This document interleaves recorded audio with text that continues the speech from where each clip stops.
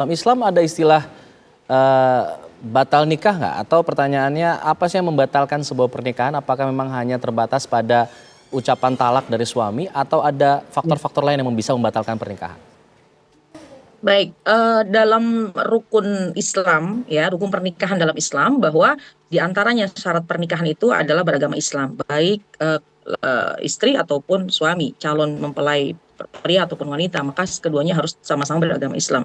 Nah, ketika dalam pernikahan kemudian mohon maaf, misalnya salah satu pasangan murtad keluar dari agama Islam, maka sudah otomatis itu rusak Hmm. pernikahannya, Hmm. batal seketika karena di antara salah satu keluar dari agama Islam.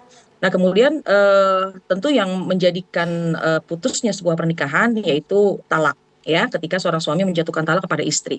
Tapi talak ini pun juga kan ada proses, ya, ada talak satu, talak dua, dan talak tiga. Ketika talak satu, talak dua, maka bisa kembali dalam masa iddah. Kemudian seorang istri mungkin menyesali perbuatannya, kemudian dia ingin kembali, atau mungkin seorang suami dalam masa masa tertentu kemudian ingin mencabut talaknya, kemudian ingin kembali, selama masih talak satu, talak dua, masih itu masih bisa kembali. Tapi kalau sudah talak tiga, ya, maka tidak bisa kembali. Ini harus diperhatikan.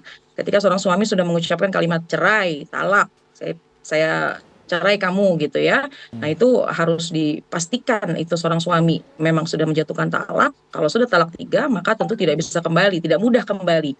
Hmm. Sebelum seorang istrinya ini menikah lagi, ya, bukan hanya menikah secara ijab kabul saja, tapi harus berhubungan suami istri, kemudian juga harus melewati masa cerai dari suami yang baru, kemudian melewati masa iddah, gitu. Nah, Oke. jadi dua faktor itu yang bisa diantaranya apa namanya, batal sebuah pernikahan, atau bukan batal tapi adanya sebuah perceraian, ya. Oke.